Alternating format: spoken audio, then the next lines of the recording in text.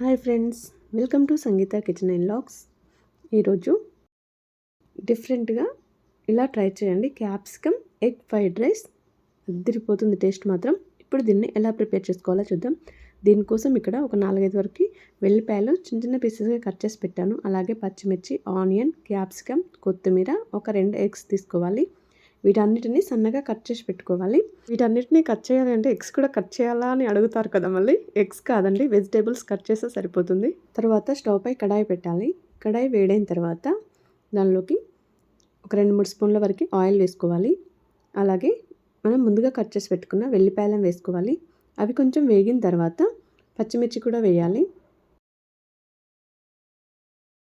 పచ్చిమిర్చి వేసి ఇవి కొద్దిగా వేగిన తర్వాత ఆనియన్స్ మనం సన్నగా కట్ చేస్తాం కదా, ఆనియన్స్ కూడా వేయాలి.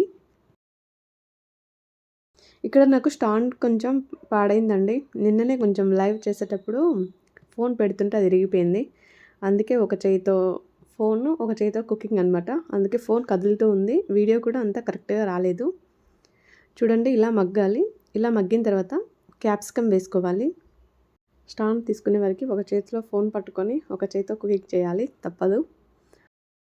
చూడండి, ఇలా మధ్య మధ్యలో కలుపుకుంటూ ఒక 2 మినిట్స్లో ఇది మగ్గుతుందండి. ఇలా మగ్గించుకోవాలి.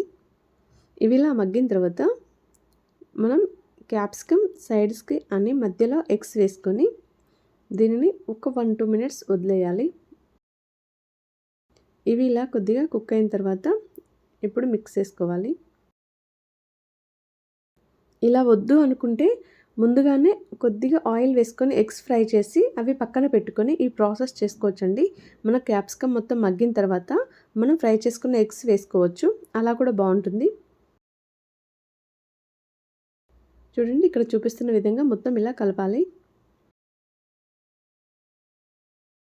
ఇలా మిక్స్ చేసిన తర్వాత అల్లం వెల్లుల్లి పేస్ట్ కొద్దిగా వేసుకోవాలి. ఫ్రైడ్ రైస్లలో అల్లం వెల్లుల్లి పేస్ట్ అలాగే కారం వేయరండి, కాకపోతే నేను యూజ్ చేశాను. మీకు నచ్చితే యూజ్ చేయండి, వద్దు అనుకుంటే స్కిప్ చేయొచ్చు. అల్లం వెల్లుల్లి పేస్ట్ వేసిన తర్వాత అది కొంచెం మగ్గేంత వరకు మగ్గించుకోవాలి. ఒక 1-2 మినిట్స్లో మగ్గుతుంది.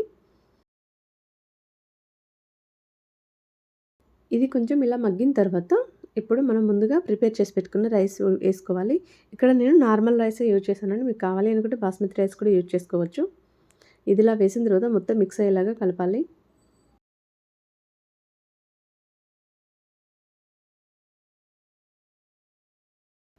ఇలా మిక్స్ చేసిన తర్వాత ఇక్కడ 1 టీ స్పూన్ కారం వేసాను. అలాగే 1 టీ స్పూన్ ఉప్పు వేసుకోవాలి. కారం ఆప్షనల్ అండి. కారం వద్దు అనుకుంటే మనం ఇక్కడ మిరియాల పొడి యూజ్ చేస్తాం కదా, మిరియాల పొడి ఎక్కువ క్వాంటిటీ వేసుకుంటే సరిపోతుంది. ఇక్కడ నేను కారం వేసాను, మీకు వద్దు అంటే స్కిప్ చేయండి. ఇలా వేసిన తర్వాత 1/2 టీ స్పూన్ వెనిగర్ అలాగే 1/2 టీ స్పూన్ సోయా సాస్ వేసుకోవాలి.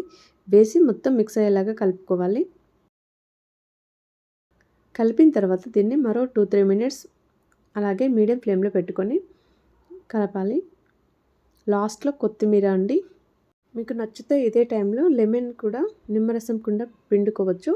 ఇప్పుడు వద్దు అనుకుంటే మనం తినేటప్పుడైనా నిమ్మరసం యూజ్ చేసుకోవచ్చు. టేస్ట్ మాత్రం అద్దిరిపోతుంది. ఎప్పుడు తినే రైస్ కాకుండా ఇలా డిఫరెంట్గా ట్రై చేయండి, చాలా చాలా బాగుంటుంది. మన ఛానల్లో చాలా రకాల రైస్ రెసిపీస్ ఉన్నాయండి. వాటికి సంబంధించిన వీడియోస్ ఈ వీడియో కింద లింక్స్ ఇస్తాను, మీకు కావాలి అంటే చెక్ చేయండి. ఈ వీడియో నచ్చినట్లయితే లైక్ చేయండి. అలాగే ఛానల్ని మొదటిసారి ఎవరైనా చూస్తున్నవారంటే సబ్స్క్రైబ్ చేయండి. సబ్స్క్రైబ్ చేసి పక్కన ఉన్న బెల్ సింబల్ని యాక్టివేట్ చేయండి. చేయడం వల్ల నేను అప్లోడ్ చేసే ప్రతి వీడియో మీకు నోటిఫికేషన్ వస్తుంది. Thank you for watching.